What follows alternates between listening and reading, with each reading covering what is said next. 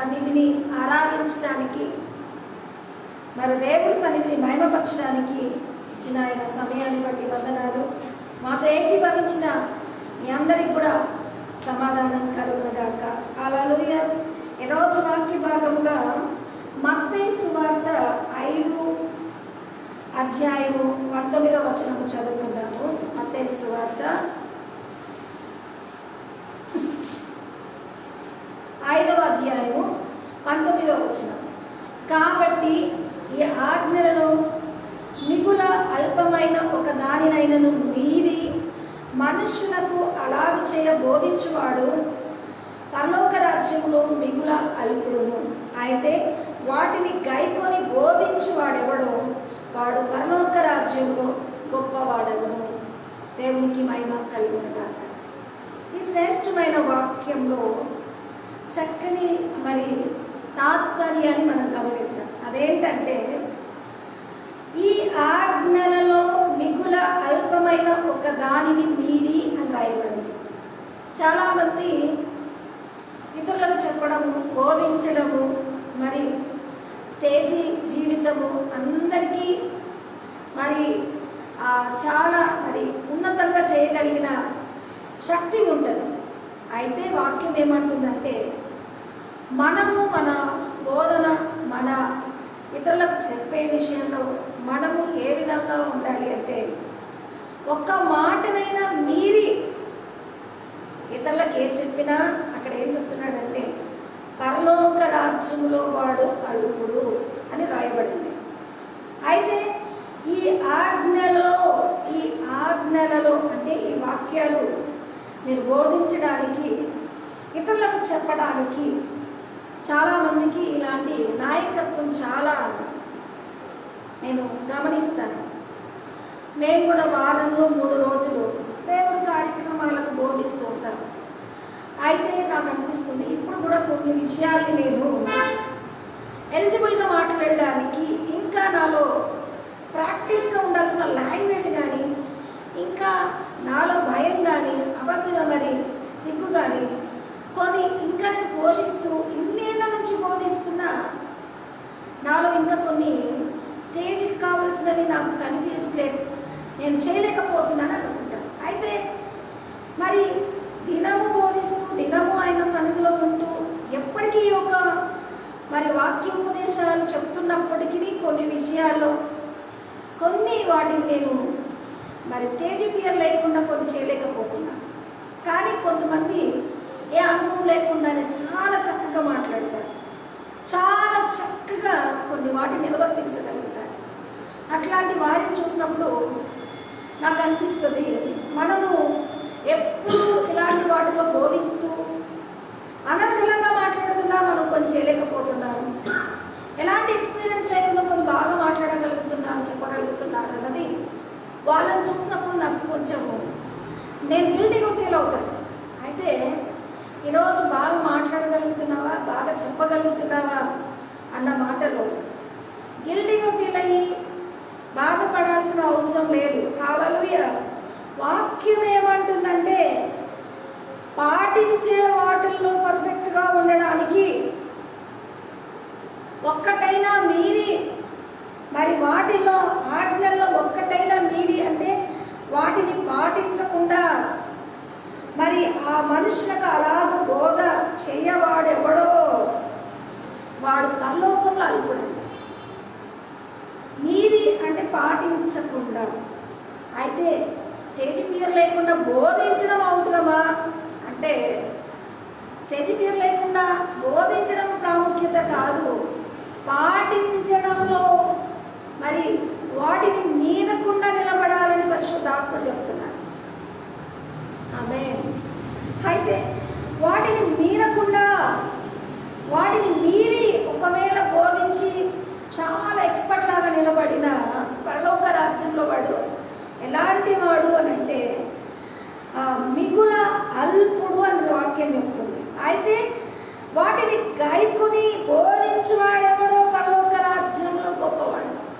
ఈరోజు బాగా మాట్లాడగలిగానా, మాట్లాడలేదా, ఈ మాట కాదు, పాటించాలా పాటించట్లేదా అన్న మాటలో ఒక్కటైనా పాటించదని చెప్పగలిగిన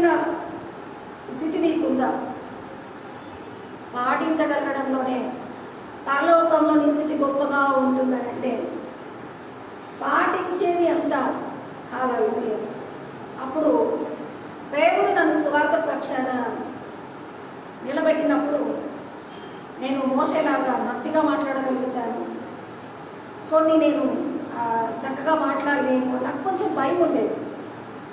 నేను కొన్ని చెయ్యనని వెనక అంచె వేసేదాన్ని. అయితే దేవుడి యొక్క మరి నామంలో నాకు దేవుడు ఏమన్నాడంటే, పెద్ద పెద్ద వాళ్ళతో టాలీ చేసుకున్నప్పుడు నీకు భయం కలుగుతుంది, నీ జీవితంలో పాటించేదే నీకు నువ్వు అనుభవంలో ఉండేదే.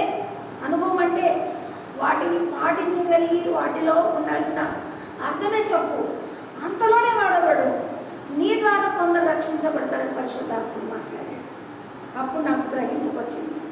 అయితే వాక్య సందేశంలో వాటిని గైకొని బోధించువాడు పరలోక రాజ్యంలో గొప్పవాడంటే ఈరోజు ఎలా మాట్లాడుతున్నారని చాలాసార్లు వీడియో స్క్రోల్ చేసి చూస్తూ ఉంటారు. ఎలా మాట్లాడుతున్నారని కాదు, పాటించువాడికి అక్కడ స్థానం ఉంటుంది. అయితే పబ్లిక్గా బోధించాల్సినది చక్కగా బోధిస్తే వింటారు, చక్కగా బోధించకపోతే వినరు కదా. ఒక సినిమా ఆడి అది విజయం ఎట్లుంటుందో ఆడకుండా అంటే అది వాడు డైరెక్టర్ సరిగ్గా తీయలేదు అన్నట్టుగా మనుషులు ఆడియన్స్ కొన్ని విలువలు ఎట్లుంటాయంటే ఈ ఫాలోవర్స్గా ఉండేవాడు పబ్లిసిటీగా ఉండాల్సిన లోక విలువల్లో చూస్తారు, కానీ పరలోక విలువల్లో చూస్తే పాటించువాడు చెప్పే ఒక్క మాట అయినా పరలోకంలో గొప్పదై ఉంటుంది. ఒక్కటి మీరు కూడా బోధిస్తూ మాట్లాడేవాడికి పరలోకంలో అక్కడ తక్కువ ఉంటుంది. అయితే పబ్లిక్గా మాట్లాడే విషయంలో ర్యాంకింగ్ చూస్తే ఒక్కొక్కరు మరి లోకానుసారమైన వాటికి చాలా విలువిస్తారు. అయితే దేవుడి విషయంలో మరి కనబడని మన ప్రవర్తనలో మనకు ఆధిక్యత ఇస్తున్నాడంటే హల్లెలూయా. సేవకులందరూ ఈ మాటను గుర్తు చేసుకొని మీరు పాటించగలిగింది, మీరు చేయగలిగింది ఒక్కటైనా అరైనా కొంచెమైనా మీ స్థానం పరలోకంలో గొప్పగా ఉంటుందని పరిశుద్ధాత్ముడు చెప్తున్నాడు. దేవుడికి మహిమ కలుగును గాక. అందుకే మత్తయి సువార్త 15వ అధ్యాయం చూసినట్లయితే అక్కడే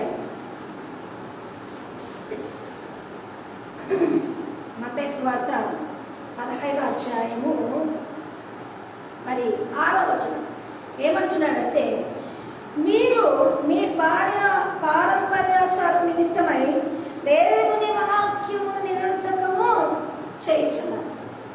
పాటించాల్సిన పద్ధతుల్లో మరి వీళ్ళు ఏం చేస్తున్నారంటే దేవుడిని బట్టి కాకుండా పద్ధతికి వీళ్ళు విలువించి వాటిని అనుకరించాల్సిన వాళ్ళుగా ఉండే విషయానికి ఆ అనుకరణ అన్నది వాళ్ళకి పారంపర్యాచారమైన మరి భక్తిలాగా నిలబడి వారు ఆ వాక్యాన్ని నిరర్థకం చేస్తున్నాడు అన్నది అక్కడ కొన్ని పద్ధతులను బట్టి దేవుడు చెప్తున్నాడు. కాబట్టి ఒక్కటి మీరినా నువ్వు పరలోకంలో అల్పడవు. అయితే ఒక్కటి కూడా పాటించగలిగి అది చెప్పగలిగితే, అది ఇతరులకు నేర్పించగలిగితే అది నీది ఒక స్థితి పరలోకంలో గొప్పది. దేవుడు కూడా కొన్ని నేను పిల్లల ఎగ్జామ్ కొరకు నేను చూస్తూ ఉంటాను. వాళ్ళు రైట్ ఆన్సర్ ఇస్తే వాళ్ళకి మార్కులు వస్తాయి, ఒకవేళ తప్పు ఆన్సర్ ఇస్తే మార్కులు మైనస్ అవుతాయి అన్నది నేను పిల్లలు ఎగ్జామ్లో కొంతమంది అసలు నేర్చుకోవాల్సిన వాటికన్నా తెలియని వాటిని బట్టి తక్కువ అవ్వద్దు అన్నది పిల్లల చదువులో చూసినట్టుగా ఇప్పుడు అన్నీ నేర్చుకుని ఒక్కటి కూడా పాటించకపోతే మన స్థితి పరలోకంలో చిన్నదిగా ఉంటుంది. అసలు ఏమీ రాకపోయినా ఒకటైనా పాటించగలిగి అంటే ఒకటైనా ఆచరించగలిగి మరి అది బోధించినప్పుడు మన స్థితి గొప్పదై ఉంటుంది. వీటిలో ఏమర్థమవుతుంది? దేవుడు మనల్ని మన జీవిత విలువలో వేసే మార్కులు ఏ విధంగా ఉన్నాయంటే పాటించే ఒక అనుకరణ భక్తి, పారంపర్యాచారమైన విధానము దేవుడికి నచ్చలేదు. మరి ఏది హృదయపూర్వకంగా నీ స్థితి చిన్నదైనా, నీ స్థితి అల్పమైనదైనా, నీ యొక్క హృదయపూర్వకంగా యథార్థతలో నీవు చూపించే ఒక్కటైనా అది గొప్ప స్థితిగా ఎంచుకుంటాడన్నది ఈరోజు మనం గ్రహించిన వారమైతే హల్లెలూయా. దేవుడు అంటాడు, ఈ ప్రజలు తమ పెదవులతో నన్ను ఘనపరచుదురు, వారి హృదయములు నాకు దూరంగా ఉన్నాయంటాడు. చాలా ప్రాక్టీస్ ఉంటుంది చూడండి. నేను అప్పుడప్పుడు ఒక కామెడీ అతను ఏంటంటే సంఘంలో పాట పాడేటప్పుడు లాస్ట్ మాటలు మాత్రం కలిపి రాగం ఇస్తారు. అట్లా చర్చస్లో పాటలు రాకపోయినా అని వెనకాల కలుపుతున్నట్టుగా తమ పెదవులతో ఘనపరిచే వాళ్ళు కూడా ఈ విధంగానే మాటని పాటని పద్ధతిగా ఆ విలువల్ని అనుకరణ అంటే ఆచరణ, అనుకరణ భక్తి, ఆ పారంపర్యాచార విధానాన్ని మరి వాడతారు, కానీ హృదయాలు దూరంగా ఉంటాయి. కాబట్టి అన్నీ పాటించి ఒకటి పాటించకపోయినా నీ బోధ పరలోకంలో అల్పమై ఉంటుంది. అయితే పాటించింది కొంచెమైనా నువ్వు చెప్పగలిగినప్పుడు నీ స్థితి గొప్పదై ఉంటుందంటే హృదయంతో నీ యొక్క దేవుడికి నువ్వు నీ యొక్క భక్తి విలువల్ని నీవు నమస్కరిస్తున్న ఒక విధానాన్ని నీ ఆంతర్యాన్ని చూస్తున్నది దేవుడికి నివేదించుకున్నాను. మరి ఒక కొత్త జీవితం నీలో ఉండాలి. హల్లెలూయా. అందుకే నాకు ఏమంటున్నాడంటే యాకోబు 2:10 చూసినట్లయితే అక్కడ ఒక చక్కని మాట ఉంది. ఎవడైనా ధర్మశాస్త్రము గైకొని ఒక ఆజ్ఞ తప్పిపోయిన ఎడల ఆజ్ఞ అన్నిటి విషయంలో వాడు ఏమవుతాడని రాయబడింది, అపరాధి అవుతాడు. పాటించి అంటే ప్రాక్టీస్ చేయాల్సిన భక్తిలో అన్నీ చేస్తూ ఒకటి చేయకపోతే అక్కడ ఏం రాయబడింది, ధర్మశాస్త్రం అంతయు గైకొని ఒక ఆజ్ఞలో కూడా తప్పిపోతే అంటే అనుకరించి పారంపర్యాచార విధానంలో మరి కొన్ని వాటికి కొన్ని డ్యూటీ లాగా చేసేస్తుంటారు. అయితే వాక్యం చెప్తున్నది ఏంటంటే మరి ధర్మశాస్త్రము పాటించే వాటిల్లోనే ఉంది, కానీ హృదయాలు దూరంగా ఉంటున్నాయి. వారి పెదవులు కనపరుస్తున్నాయి, వారి నోరు తెరుస్తున్నారు, కానీ వారి హృదయాలు దూరంగా ఉంటున్నాయంటే వారు పాటించేది కేవలం అనుకరణ భక్తి. దేవుని బిడ్డ, ఇది మనం గుర్తుపెట్టుకోవాలి.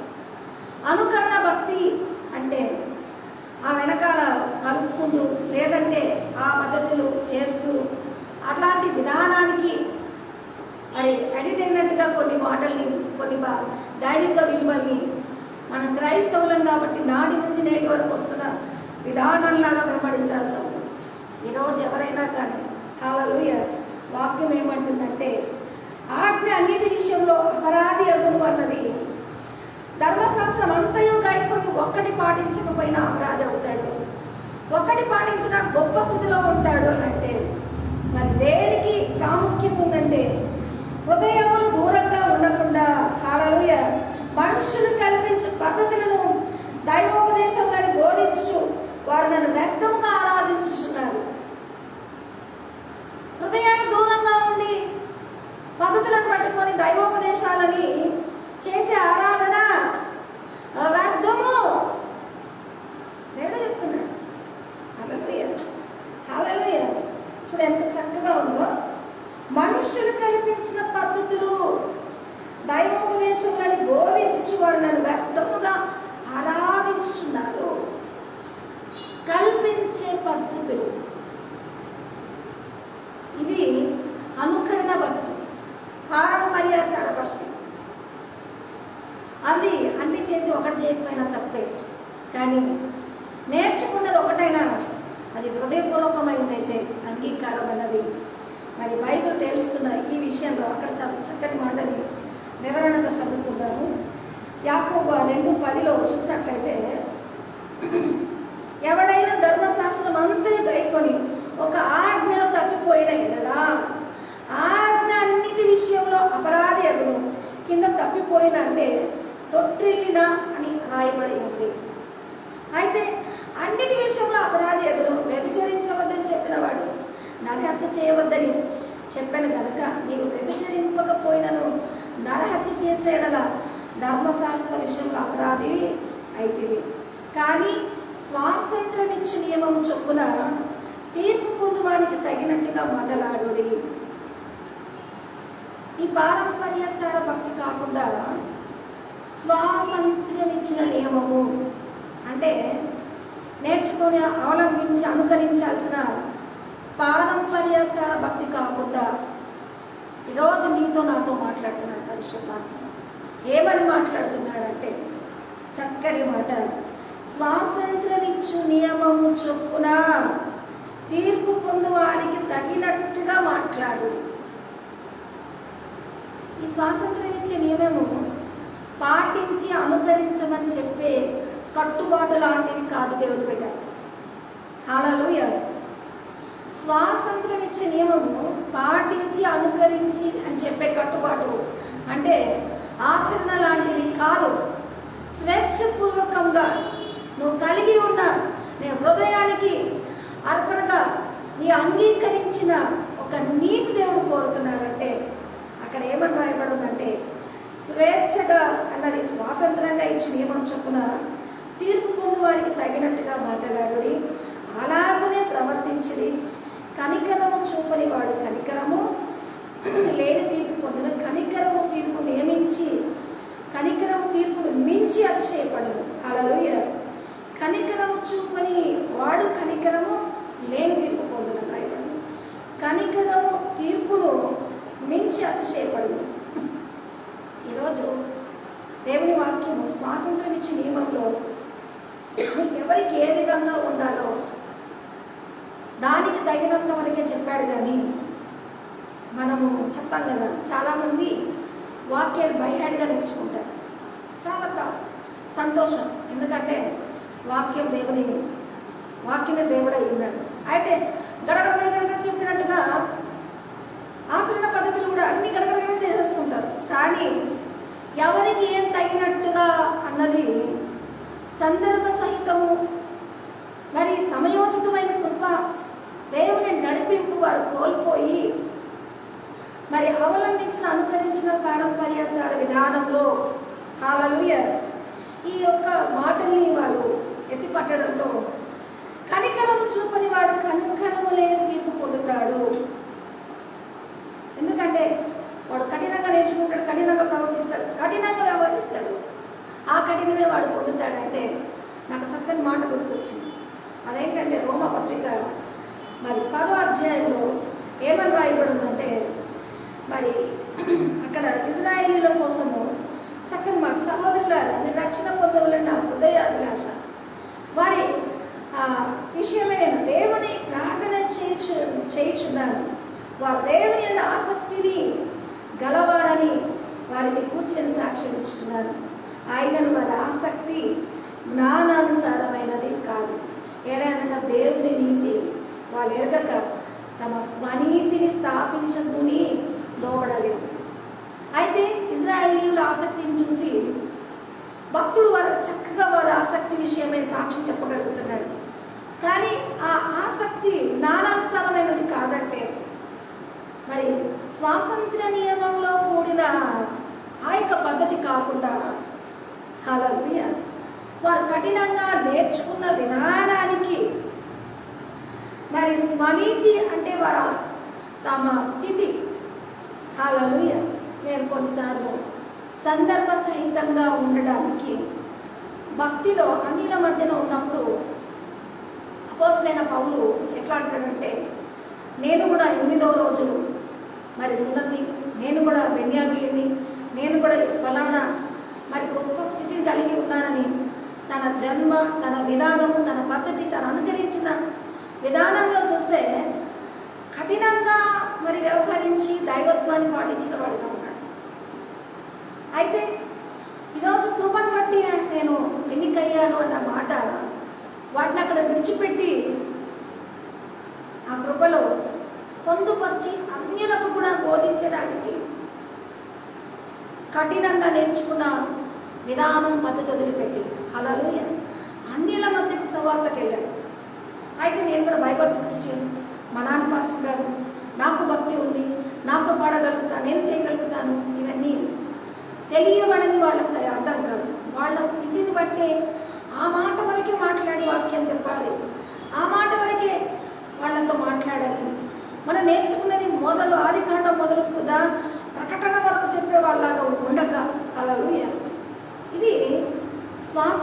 ఇచ్చే నియమము ఎదుటి వాళ్ళకు పొందుపరిచే విధానంగా ఉంటుంది. అలాగే చాలా అర్థం చేసుకోండి దేవుని బిడ్డ.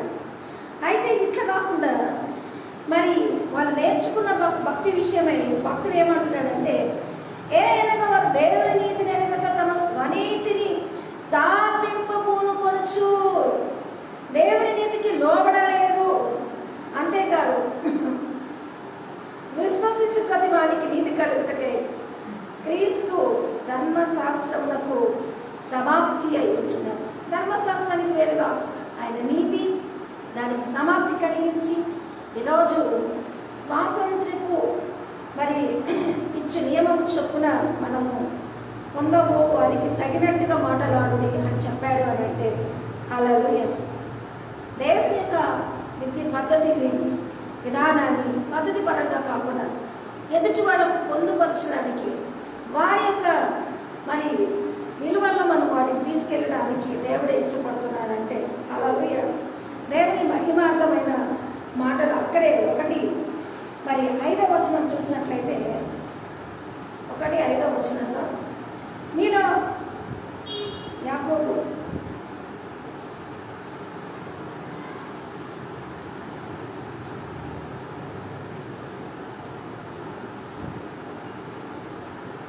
అయితే స్వాతంత్ర్యం ఇచ్చే నియమము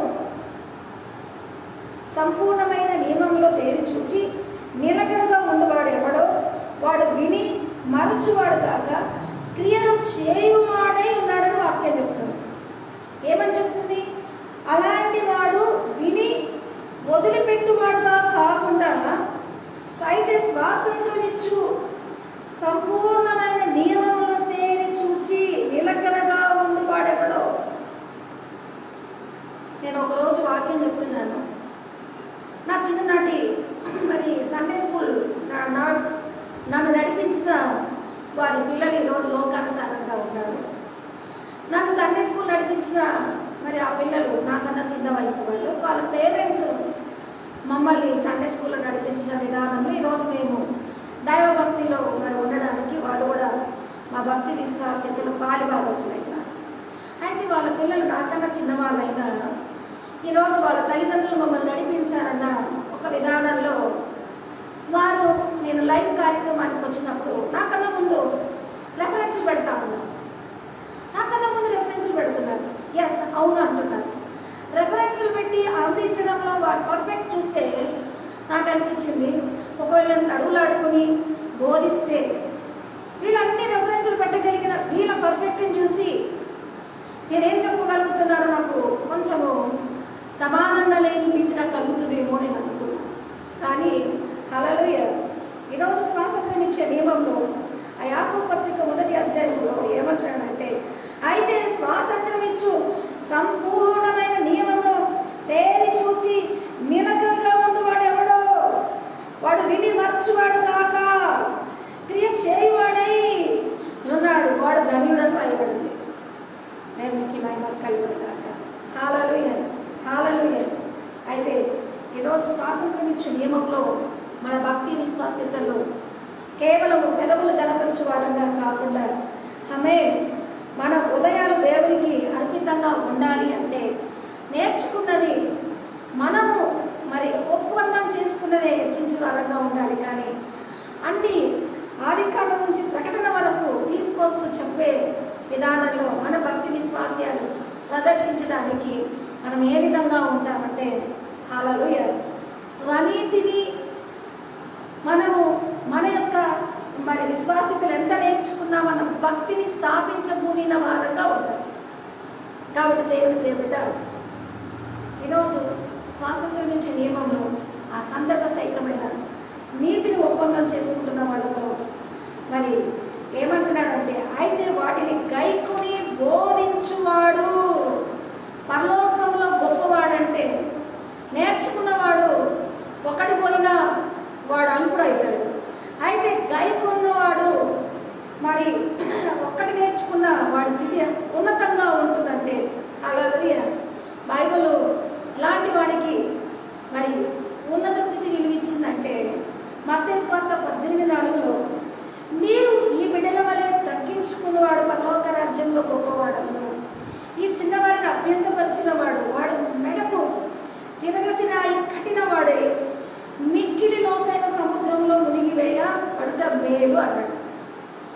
ఈ విధంగా పారంపర్యాచార భక్తి అనుకరణ విధానానికి పోటీ పడుతూ కొన్ని విషయాలను ఎదుటి వాళ్ళకు విలువీయకుండా తమ ప్రదర్శించాలన్న ఆ స్వనీతి స్థాపించాల్సిన ప్రక్రియలో ఈరోజు ఈ మాటను ఎట్లా తీసుకోవాలి అంటే, మరి అల్పులు అన్న స్థితిలో ఒకటిగా ఉన్నటి పరలోక రాజ్యంలోని స్థితి గొప్పది అంటే ఇలాంటి చిన్న బిడ్డలు కదా. ఒకసారి మనకు తెలుస్తుంది, చిన్న బిడ్డలు ఒకటి నేర్చుకున్నా ఎన్నో నేర్చుకున్నట్టు చెప్తా ఉంటారు. నేను ఒకసారి చిన్నపిల్లల వీడియో చేశాను. ఆమె 1 నుంచి 10 వరకు చెప్పడము పెద్ద స్టడీస్ చేసినట్టుగా ఆ అమ్మాయి 1, 2, 3, 4 అట్లా అని చెప్తూ ఆ వీడియో చూసినప్పుడు అందరికీ ముద్దొచ్చింది. ఆ అమ్మాయి ఎంతో చెప్పినామలాగా ఆ అమ్మాయిని గొప్పగా చూశారు. ఆ అమ్మాయి మరి వచ్చిన మాటల్లో తన విలువల్లో ఈ 1, 2 చెప్పడంలో అనుకున్న స్థాయిని చూస్తే అందరికీ ముద్దు మురిపం వచ్చింది. అట్లాగే హల్లెలూయా. ఈరోజు గైకొనువారు అన్న ప్రాముఖ్యతలో పారంపర్యాచార విధానాన్ని బట్టి మొత్తం స్టడీస్ చేసి నిలబడిన వారికన్నా హల్లెలూయా గైకొనిన అన్న ఒక స్వేచ్ఛ స్వాతంత్ర్య నీతిలో మీరు ఎంత నేర్చుకున్నారో ఎంత అంగీకరించారు. అది కొంతైనా హల్లెలూయా, అది కొంతైనా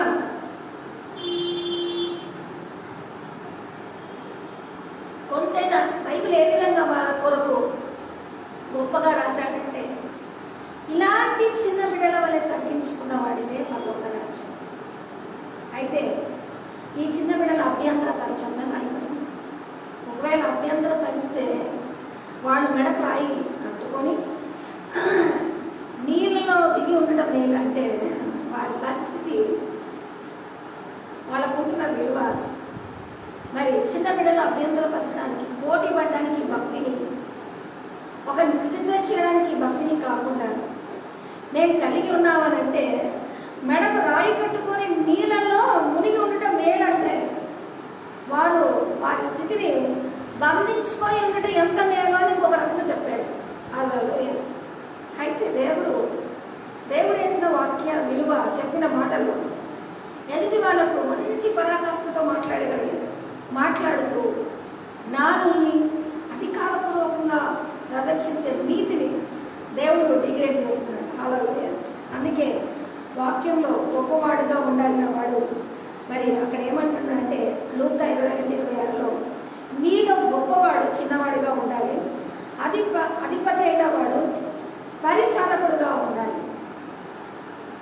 అయితే గొప్పవాడు చిన్నవాడిగా, అధిపతి అయిన వాడు పరిచారకుడుగా ఉండాలి అంటే తగ్గించుకొని అనర్హతగా కొన్ని విషయాల్లో లోబడి ఉండడంలో మరి దేవుడు నేను మరి పరిచర్య చేయడానికి వచ్చాను కానీ తన స్థాయిని ఎత్తిపట్టడానికి రాలేదని ఇలా చెప్పడానికి యేసు ప్రభు యొక్క తగ్గింపులో మనం కూడా మన భక్తి విశ్వాసతలో హృదయపూర్వకంగా మరి చిన్నదైనా గొప్పదైనా ఏదైనా అది హృదయంతో మరి సమర్పించిన నీతి ఈరోజు దేవునికి పైన చెల్లించాలి. ఈ వాక్యం నేను చదువుతున్నప్పుడు ఆకాశము భూమి గతించిన నా మాటల్లో, నా ధర్మశాస్త్రంలో ఒక పొల్లైనా సున్నైనా తప్పిపోదంట. అయితే ఆకాశం భూమి గతించిన ఆయన మాట మరి గతించదు, ఆయన మాటల్లో పొల్లు సున్న తప్పిపోదు అన్నది ఇంకా ఏమాత్రం భయపడకుండా నేర్చుకున్న కొంతదైనా, అవలంబించింది కొంతదైనా అది పరలోక రాజ్యంలో గొప్పది అని అంటే ఈరోజు అన్ని కైకోలు ఒకటి పాటించిన అర్హత మరి చిన్నదైపోతుంది. కానీ ఈరోజు గైకొనడంలో మరి నేర్చుకోవాల్సిన వాటిలో ఉన్న తేడా ప్రతి ఒక్కరు తీసుకొని ఈ రోజు నుంచి పదములు పారంపర్యాచార విలువల్లో మరి దేవుని వాక్యానికి మరి అక్కడ చోటు ఇవ్వకుండా అంగీకరించడంలో, పాటించడంలో హృదయపూర్వక నీతి, ఆ స్వాతంత్ర్యపు నియమానికి, దేవుని ఆ వాక్యానికి, ఆ విలువలకి మనము ప్రభువుకు అప్పగించుకున్నాం. చివరిగా ఈ మాటను చదువుకుంటాము. ఏమంటున్నాడంటే 1 యోహాను 5:3 మనం ఆయన ఆజ్ఞలు గైకొనుటయే దేవుని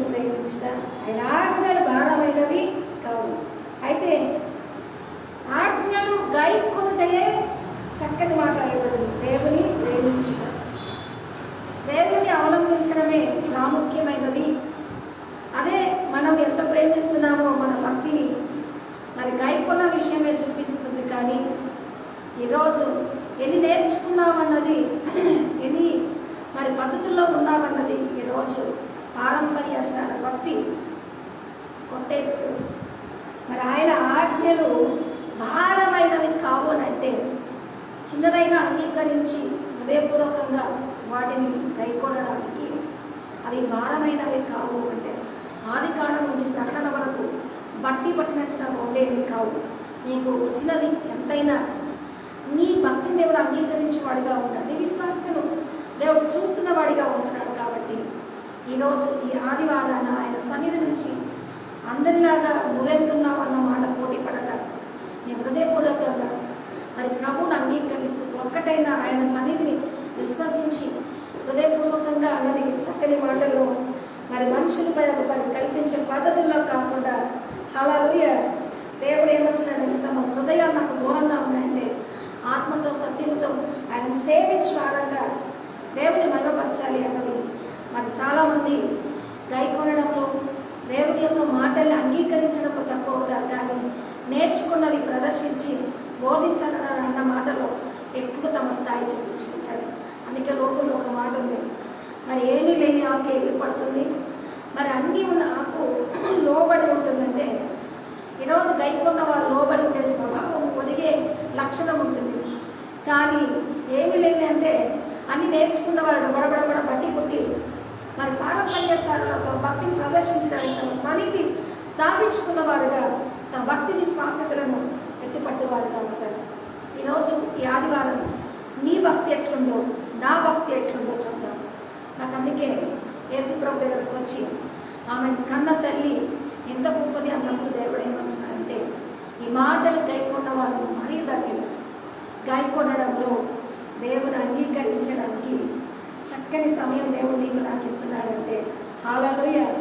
వాక్యం ఏమంటుందంటే అయితే స్వాతంత్రం ఇచ్చు సంపూర్ణమైన నియమంలో తేరిచించి నీలకడగా ఉన్నవాడు వాటిని విని మరి మరచువాడు కాక చేయువాడై ఉన్నాడు.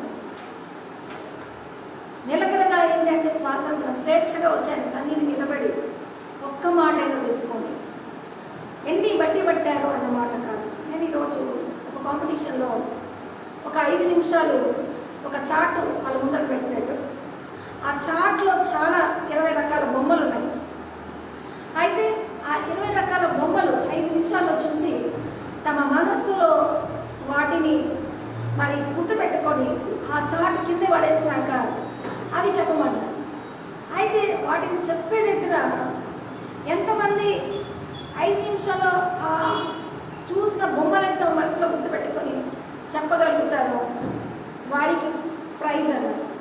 అయితే చాలామంది చూసి గుర్తుపెట్టుకోవడంలో మరి స్టడీస్లో మరి చాలా పర్ఫెక్ట్గా ఉన్న వాళ్ళు కూడా చూసి గుర్తుపెట్టుకునే విషయంలో మేధాశక్తి కొరకు ప్రయాసపడ్డారు. కానీ అందులో ఉద్యోగంలో ఆ వస్తువుని ఫీల్ అవ్వగలిగితే ఆ చాటంతా చెప్పగలిగిన వాళ్ళు ముందు ప్రైజ్ తీసుకున్నారు. అయితే ఈరోజు ఆ వస్తువులను ఫీల్ అయ్యి వాటిని మనసులో మరి జ్ఞాపకం చేసుకున్న వాళ్ళు చక్కగా చెప్పగలిగారు. వాటిని మేధాశక్తితో చూసిన వాళ్ళు తమ మైండ్లో గుర్తుపెట్టుకోవాలనుకున్న వాళ్ళు చెప్పలేకపోయారు.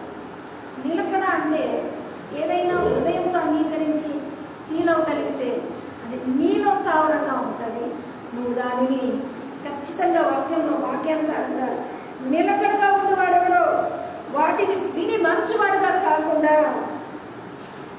క్రియను చేయవాడై ఉన్నాడని మీరు జ్ఞాపకం చేసుకొని ఈ విధంగా ఉన్నవాడు ధన్యుడని వాక్యం చెప్తుందంటే ఈరోజు చర్చెస్లో ప్రతి వాక్యం ఎక్కడ విన్నా ఒక్క మాట అయినా హృదయపూర్వకంగా అంగీకరించి దేవుని దేవుని మాటల్ని దీవించగా హృదయం అంతా నీవే, నా జీవితం అంతా నీవే, నా అంతా నీవే యేసు.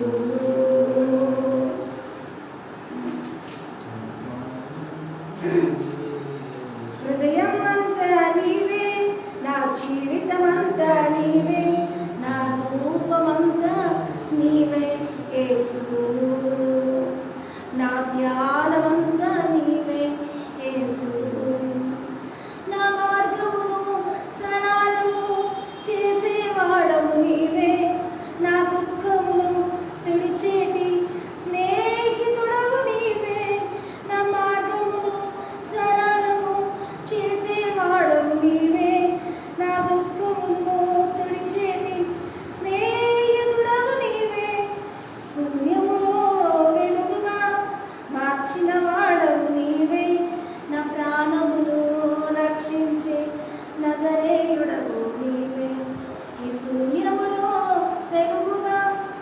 కాచిన వాడవు నీవే, నా ప్రాణమును రక్షించే నజరేయుడవు నీవే. హృదయం అంతా నీవే, నా జీవితమంతా నీవే, నా ప్రాణమంతా నీవే. యేసు నా రూపమంతా. చూడండి, చక్కని పాటల అర్థం ఏముందంటే, నా హృదయం అంతా నీవైనప్పుడు నా జీవితం అంతా నీవుగా ఉంటావు.